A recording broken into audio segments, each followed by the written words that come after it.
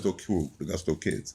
You still find shoeboxes sometime in your house? Your 60 shoeboxes? No. I still got that. You know, yeah, but like I said, you know, like we just sit there and just learn, you know, and like I said, when I was like, I was a little more savvy than my crew, the guys in my crew, because all of them was guys that didn't go to school.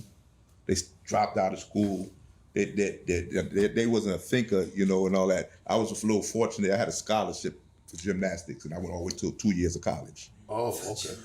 Yeah. You could flip and tumble. Yeah, I was like maybe one or two of the best gymnastic person in the country back then. And we talking about 1970, 73, 74.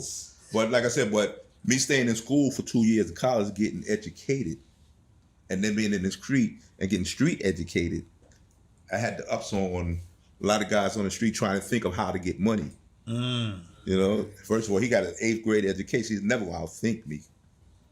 You know what I'm saying? So, but my thing was, like I said, if I had a problem with somebody, we trying to get money, and we bumping heads, I put him down. You put him down with you, yeah. Why fighting with him? Put him down. Like, you know what I'm saying? Give him a room he need and this and that, so he's down. You know, then we used to be on the corner. You remember the Blue Book Mark IV? You remember that? That was we hung right there on that corner. That's when Jamila, Keith Sweat and them used to play in the bar. That's when Keith Sweat wasn't even know this band. We used to sit outside and they just come outside and smoke weed with us standing there. But when they take their break, but they wasn't nobody. They was just a band. Keith Sweat was in the band playing. And then they had Blue Book, Mark IV. They had Triggers, the after hour spot. Okay. Right there. Then they had the number spot right there. And we used to sit down and say, oh shit, we gonna all go in the after hour spot, Triggers. And I used to tell my crew, I said, yo, why are we gonna go into somebody else's after spot? Let's get our own after hour spot. Yeah, you know, so when I turned 21, I got my own after hour spot right next door to Triggers. It was called the Starlight. I remember Starlight Lounge. Yeah, that's where it started with me getting into the business. What street was that on? Right there on 46 in St. Nick. I remember Starlight Across the street from where AZ lived at. Yeah. Okay. Yeah. You a boss. I know that spot. Yeah, and then, you know, like I said, that's where it started. I didn't get in there, but I know that spot. That spot was official, man.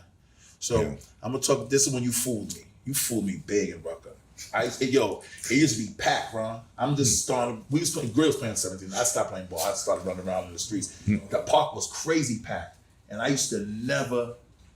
He just always showed me love. They wouldn't let nobody. I said, yo, man, I'm like, yo, come on, man. He with me. He let me in. But Ron, you never knew this. This dude was great. I never knew nothing. I used to think he worked for Greg. He was so humble. He acted like he worked for you. Didn't act like he worked for Greg the way you were so quiet. You never really talked a lot.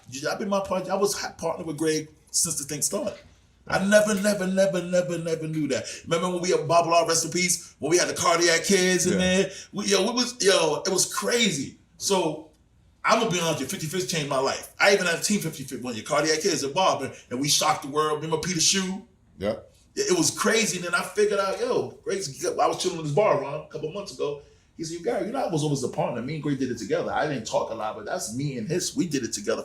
I never knew that. That's where that money was coming from, Ron. It was like, how they doing this? All right, Gus, you smart. It was great. He don't talk. No, that's why he didn't talk at all. He just get me to park. He was always calm. It is Monday to Thursday to have 1,000 people come up to you and holler and scream at you, can I get in the park? Yeah, always let me in the park. Because you always let me in. I don't know, Gus. I seen his face a couple of nights. I'm like, never mind. I'm going Rockefeller was just starting. It wasn't Ron. I wasn't better than nobody. He always let me in. I remember 55th when you could. That was just crazy, that park. That everybody was eating. You could come in there and drink. Drug dealers are telling you. It was crazy, man. That park was crazy, man. They got I remember going up there. Great, this one you ain't really trying to see the game. Taking the train all the way from Jamaica, Queens, all the way to here. Hurry up, man. We ain't gonna be able to see nothing, man. We gonna be on the fence.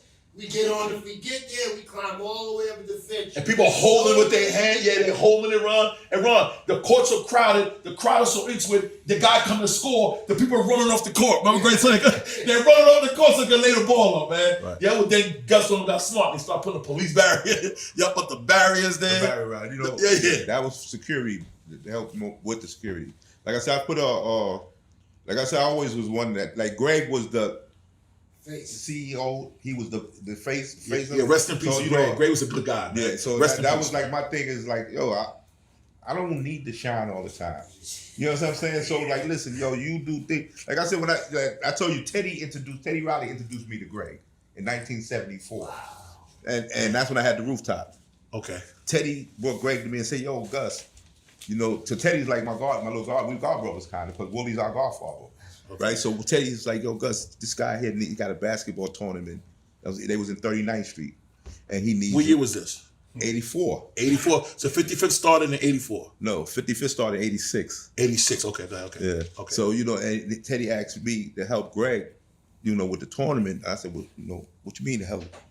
He said, we want you to put a team in the tournament. I was like, team. So that ain't there. I ain't got time for that. You know what I'm saying? You know, I'm a street guy running around. I got a business. I'm really blossoming in this club. I'm popping. The club is really rocking. You know what I mean? And I was like, man, I ain't got time for it. But Teddy was like, come on, Gus, that's my man. You know, and I was like, fuck it. All right, I'll put a team in there. I said, oh, Greg, what it takes. I don't remember exactly what Greg had said about how much or whatever. So I said, all right, yo, come see me tomorrow, man. I got you.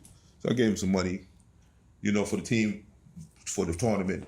I didn't know that I was just sponsoring the team. I ended up sponsoring the tournament. Oh, I told you, T. You know what I'm saying? Yeah, and I sponsored Greg as one of we became partners. Yeah. From that day on. Like I said, when we was in 39th Street, we didn't have no sponsors. Greg ain't had no money. Teddy ain't had no money. Where you think the money came from? I had dough. It was no joke. I had dough. Oh, so I sponsored, you know, the tournament. I sponsored Rucker Park till we came in 55th Street for 9 years until Reebok came in. No Fear. That was No Fear. Yeah, No right. Fear. Till when No Fear came, they gave us a little 15, 20,000 or something like that. But for 11 years, I put the money up for the tournament. And like I said, I told Teddy, I said, damn, I ain't know y'all niggas are gonna be my little partners. But then I was looking at it in a different aspect. You know, a nigga in the street trying to get out the street, you got dough. I said, fuck it, let me hang out with these square dudes. Yeah. You know what I'm saying? Yeah. My little crew, my hustling crew, the street crew saying, yo, guess what you fuck with them square niggas for? You know, they didn't know. Yeah, they didn't know that. But I knew, like I said, I'm investing.